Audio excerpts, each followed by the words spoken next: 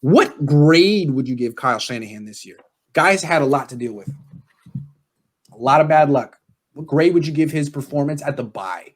A midterm grade, knowing it's not the final grade. It's more trying to send a message to him and his parents. Go ahead, Matt.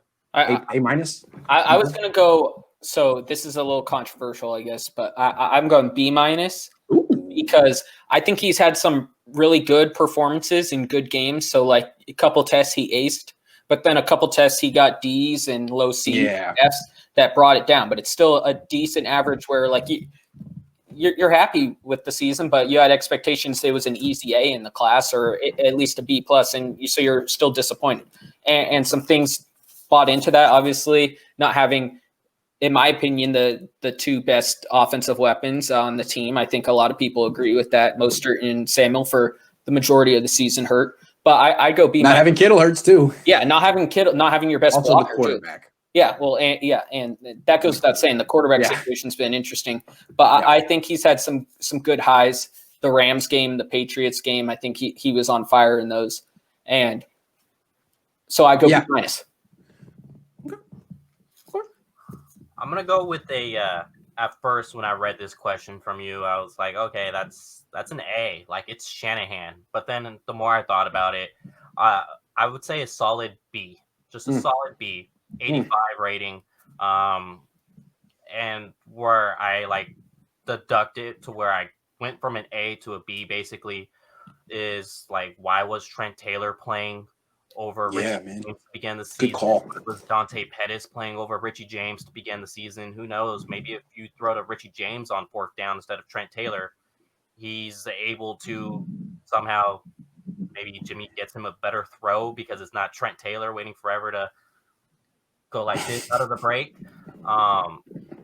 So it's just like things like that. It's why was Brunskill at center all of camp and then kick him to right guard week one?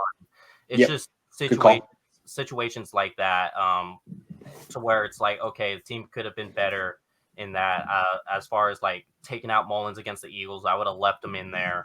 But as far as, I don't think you could go any lower than a B minus because of all of the injuries. You're kind of just go ahead. I think you can go lower than B minus.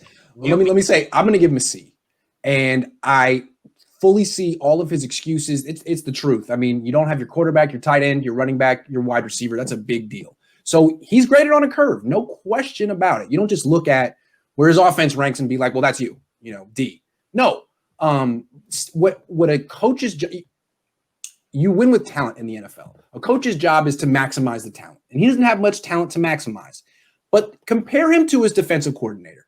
The defensive coordinator's had a lot of issues too. I mean, they've lost 8 of 11 starters in the defense, 8. And Saleh has maximized his talent. That is a defense that ranks top 5 despite the issues. So Saleh on this scale to me is an A+, even though he doesn't have the best defense in the league or even the second best defense in the league. A+ for Saleh. Shanahan, I haven't seen him consistently maximize what he has. He's had excuses. It's tough, but to me, the offensive line is worse than the sum of its parts. I mean, what's going on there? That's an issue. He doesn't consistently play the best players. He's losing games because of special teams, because of muffed punts on special teams. When you have two guys who, at least one, who was a stud returner in college, I'm talking Ayuk, and hasn't sniffed it because of injury concerns. So, I mean, he's had good games. He's just been inconsistent. And for someone I consider a top 5 play caller in the league, I feel like it's been a little bit beneath him this year. Next year, when he has his players back, I fully expect Shanahan at his best.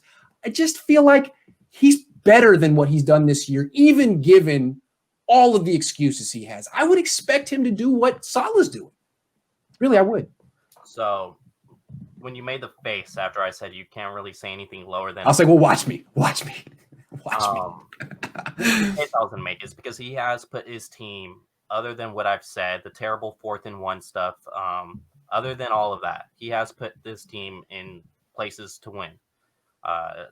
Like he called a great play to Kendrick Bourne wide open in the end zone against Arizona. Jimmy Garoppolo does not get the ball. True. That's a good point. Garoppolo's late to Trent Taylor on the 4th down.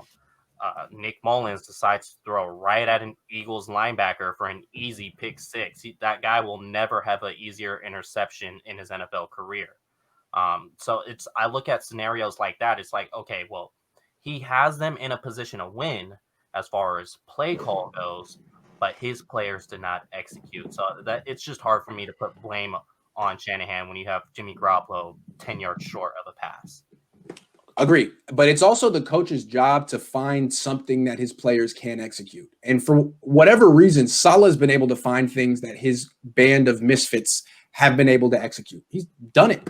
And maybe it's tougher for Shanahan. Maybe it is.